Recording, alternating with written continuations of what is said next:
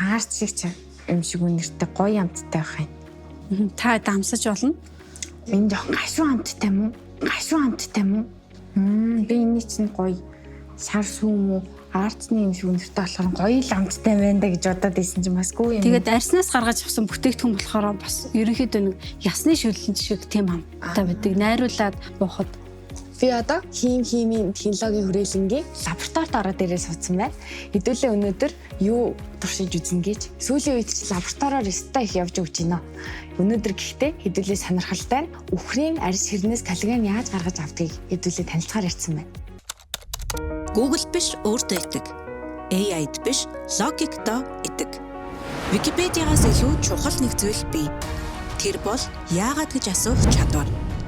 Харсан бүхнээ асуултаар сольж, мэдсэн бүхнээ задлан шинжилдэг хүмүүсийг мэдлэгт дурлагсад гэдэг. Тархиа асаа. Энэ бол нууцлаг зүйл биш. Харин бидний одоогоор бүрэн тайлбарлаж амжаагүй үнэн.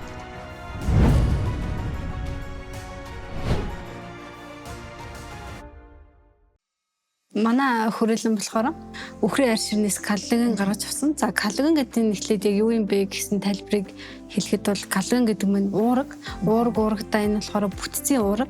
За энэ хаана агуулгадаг вэ гэхээр амтны арьс, хүний бие, яс, холбогч, мөгөөр зэрэг одоо эд тэрхтнүүдэд энэ коллаген уурга хамгийн өндөр агууламжтайгаар агуулгадж байдаг. 64 сая тоо толгой малтай. Үүнээсээ бол 20 сая малыг бол жилдээ надлаж арьс ширийг бэлтгэдэг байгаа. Энэ бэлтгэсэн арьс ширнийхаа 34 мянган тонн арьс ширийг нь бол арьс ширний үйлдвэрүүд авч бүтээгдэхүүн болгож боловсруулдаг. Үлдсэн 60-аас 80 мянган тонн арьс шир нь бол ямар ч боловсруулалтгүй ер нь үнгүүдэж хаягддаг гэсэн ийм статистик тоо мэдээ байдаг. Энэ үнгүүдж байгаа одоо арьс ширийг одоо боловсруулад бид нар коллаген гаргаж авах бүрэн боломжтой гэж үндсэн дээр арьс ширийг сонгоо авсан байгаа. Хаягдал материалыг хэрхэн яаж боловсруулах вэ? Ялангуяа малын хаягдал бүтээгдэхүүнийг хэрхэн зүй зохистой хим технологийн аргаар боловсруулж нэмэрт шингэсэн бүтээгдэхүүн гаргах вэ гэдэг чиглэлээр бол одоо манай биохим ургийн хим технологичд маань бол одоо ажилласны дүнд бол одоо мөн олон тооны патентуудыг, технологийн зааврууд, байгууллагын стандартуудыг батлуулсан байна. Ер нь дундч үхрийн арьс бол нэг 18-аас 25 кг жинтэй байдаг. Тэгэхээр нэг одоо тийм жинтэй үхрийн арьснаас бол 3-аас нэг 4 кг одоо цэвэр коллагеныг бол гаргаа авах бүрэн боломжтой. Гоо сайхны бүтээгдэхүүний сурталчилгаа хийхдээ ер нь ингээд коллагентэй агуулсан ч гэдэг юм уу. Коллаген яг хүний гоо сайхан нөлөөлж чаддсан болов эсвэл зүгээр л үйлдвэрүүдийн гаргаж байгаа зар сурталчилгааны хэлбэр юм болов? Коллагенээс гаралтай амин хүчил битүүдийн холимог нь болохоор арьсанд ингээд төрөхөд арьсаар шууд шингээд фибропластын нийлэгжлийг нэмэгдүүлдэг тийм үйлчлэгээтэй учраас ерөөдөө гоо сайхны бүтээгдэхүүний найрлаганд орж байгаа. За яагаад ингээд коллагеныг бид нэр түлхүү гаднаас заавал хэрэглэх шаардлагатай болсон бэ гэхээр одоо 25 наснаас хойш коллаген гэдэг одоо уурга маань хүний бие организмд жил тутамд 1.5%-аар одоо нийлэгжил нь буурж идэг. Тэгээд ингэж явсаар байгаа түн 40 настайдаа одоо бие организмд нийт нийлэгдэх ёстой коллаген уургийнхаа 4/2-ыг ингээ алдсан байдаг. Тийм учраас бид болохоор коллаген уургийг одоо бие организм одоо нэмэгдүүлэхийн тулд хөгшрөлтийн процессыг удаашруулахын тулд дээрээс нь үе мөчний одоо өрөвслийг багасгахын тулд ясны бүх бат чанарыг нэмэгдүүлэхийн тулд коллагеныг нэмэлтээр гаднаас болон дотор хэрэглэдэг. За гаднаас хэрэглэхдээ бол бид нэр досон төрхлөг хэлбэрээр хэрэглэж болж байна. Гээлэн үтцтэй буюу одоо гоо сайхны бүтээгдэхүүний найрлаганд оруулаад хэрэглэдэг. Дотроосоо болохоор бид нэр нөгөө уургийн нэмэлтээр уух зорилтоор хэрэглэдэг байгаа. Ингэснээр бидний бие организмд байх ёстой коллагеныхаа нийлэгжлийг тэмцвэртэй авч явж байгаа.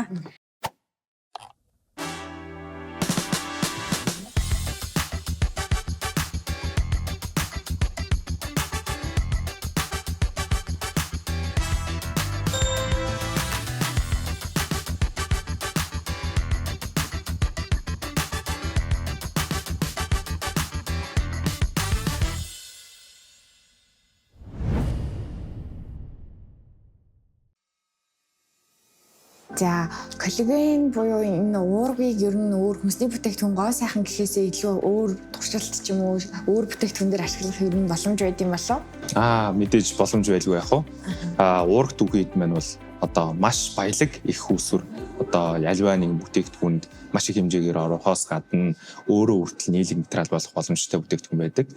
Тэр тулд тусмаа ярих юм бол ерөнхийдөө байгаль орчинд хамгийн их тулгамдаад байгаа одоо микропластик, пластикийн асуудал байдаг тийм ээ. Тэр пластикийг бид нэр уураг ашиглан гаргаж авах боломж маш их байдаг гэсэн үг. Хаарч шиг юм шиг үнэртэй гоё амттай байх юм. Та дамсаж болно. Энэ жоохон гашуун амттай юм уу?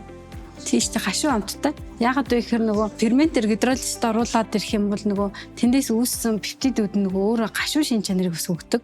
Энэ нь болохоор тухайн бүтээгдэхүүн маань задралд орсон үгээс эхлээд амтаар мэдрэхэд бол задралд орсон бүтээгдэхүүн байна гэдгийг бол эхний байдлаар таних арга байгаа. Би энэ чинь гоё сар сүүм үү арцны юм шиг үнэртэй болохоор гоё л амттай байна да гэж бодоод исэн чинь бас гоо юм. Тэгээд арснаас гаргаж авсан бүтээгдэхүүн болохоор бас ерөнхийдөө нэг ясны шүлэн шиг тийм амттай байдаг. Найруулад уухад жоохон гашуун юм шиг, эсэглэн юм шиг тийм. Одоо байгаа пластик материалаас илүү тэгэж одоо малын дайвар бүтээгдэхүүнээр хийсэн пластик материал хоёрын хоорондын ялгаа нь юу ямар хөө байж болох вэ? Тэр бас одоо бол ер нь хамгийн бас том тулгамдаж байгаа асуудлын нэг. Одоо жишээ нь энгийн пластик одоо бүтээгдэхүүн гэхэд бол маш олон төрлийн полимер нэгдлүүдээс тогтсон байдаг.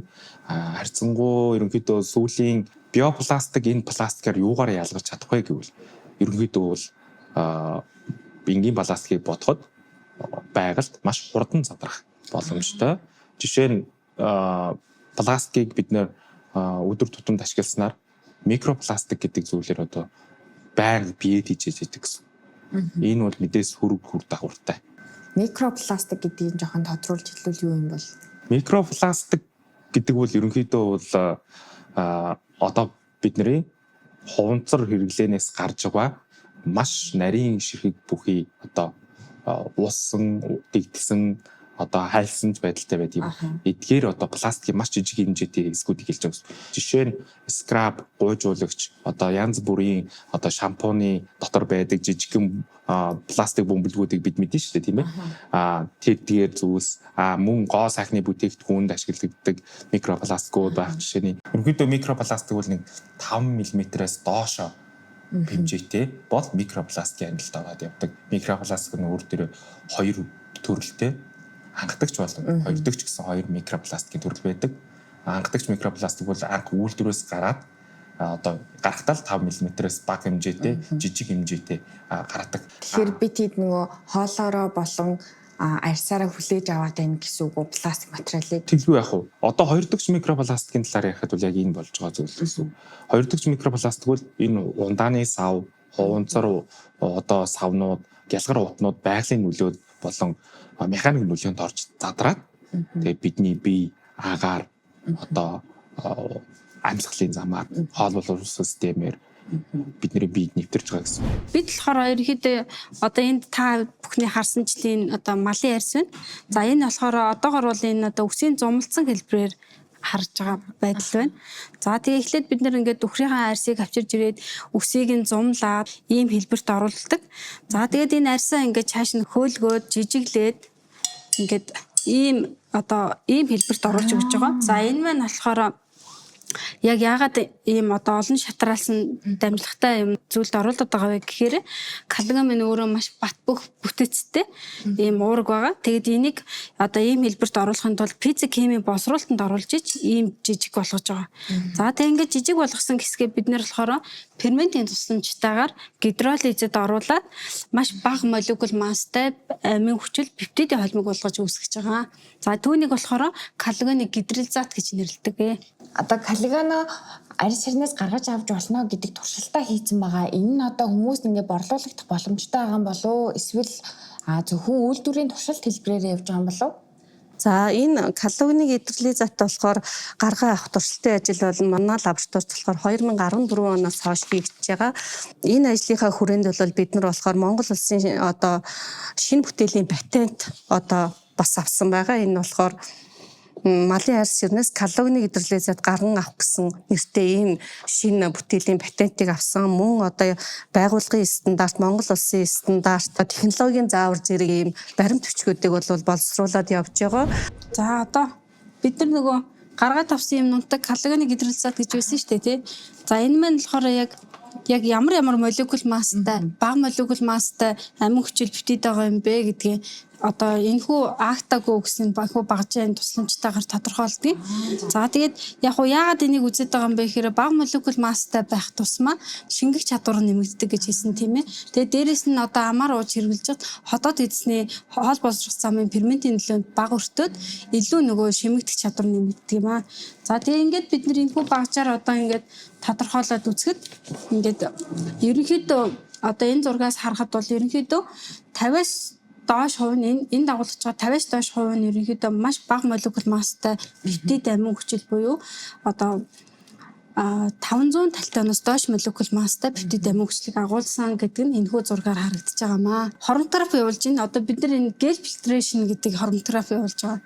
За энэ гел фильтрашн гэдэг хормографи маань бид нар дээжээ өглөө оруулсан дайж маань одоо нэг молекул массаараа салж гарч ирээд энэхүү одоо UV детекторт одоо хэмжигдсэн одоо хэсэг нь энэ компьютер дээр гарч ирж байгаа. За ингээд энэ урт колонкор болохоор хамгийн өндөр молекул масстай уургууд нь төрүүлж гарч ирээд тэгээд дунд агуулсан молекул масстай дунд хэсэгт нь гарч ирээд ингээд ерөнхийдөө молекул массын дараалал гарч ирдэг гэсэн үг. За тэгээд энэ хэсгээр болохоор бид нар одоо энэхүү дээжээ найруулад тодорхой концентрацтай найруулсан дээжээ энэхүү сэринжээр ингээд шахаад оруулаад өгчөж байгаа. За тэгээд энэ буферийн системээр ерөнхийдөө оруулж өгсөн бидний дээжийг маань угаагаад гарч ирсэн UV детектортэй бичигдээд хэмжигдээ гараад ирж байгаа. За тэгээд эндээс бид нэр одоо яг хэрэгтэй хэсгээ авахын тулд энэ паракс коллектор дээр паракслаад ингээд дээжээ цуглуулад авчдаг. За ингээд цуглуулад авсан одоо паракцуудаа бид нэр аваад цаашаа илүү биологийн эвтгэн шинжилгээнүүд хийгээ авчдаг байгаа. За одоо жишээ нь хэд бага молекул масстай пептид амин хүчлүүд болохоор цусны даралт бууруулах үйлчилгээтэй байдаг. Дээрээс нь антиоксидант үйлчилгээтэй байдаг. За мөн одоо линолеум хүчлийн сэлтэлтийн эсрэг итвэхийг дарангуулдаг гэх мэтлэн үйлчилгээтэй байдаг. Тийм учраас бид нар болохоор одоогийн байдлаар манай лабораторид бол гарч коллагеноос үүдэлтэй пептидүүд маань хэр зэрэг антиоксидант идэвхтэй үйлчлэгээ үзүүлээд байгаа цусны даралт бууруулах ангиотензин хургаж ферментийн ингибитор эсрэг идэвхийг яаж өгөөд байгаа гэдэг идэвхүүдийг болохоор бид нар гарч ирсэн паракс болгон дээр үзээд явдаг байгаа. Эрдэмтдийн хийж байгаа энэ судалгаа өнөөдөр лабораторийн түвшинд боловч маргааш бидний гарт дээр хэрэглээний бүтээгдэхүүн болон ирэх бүрэн боломжтой болоод байна. Энэ бол шинжлэх ухаан бидний өдөр тутмын амьдралыг хэрхэн өөрчилж байгаагийн нэг тод жишээ юм. Мэдлэгт дурлагсад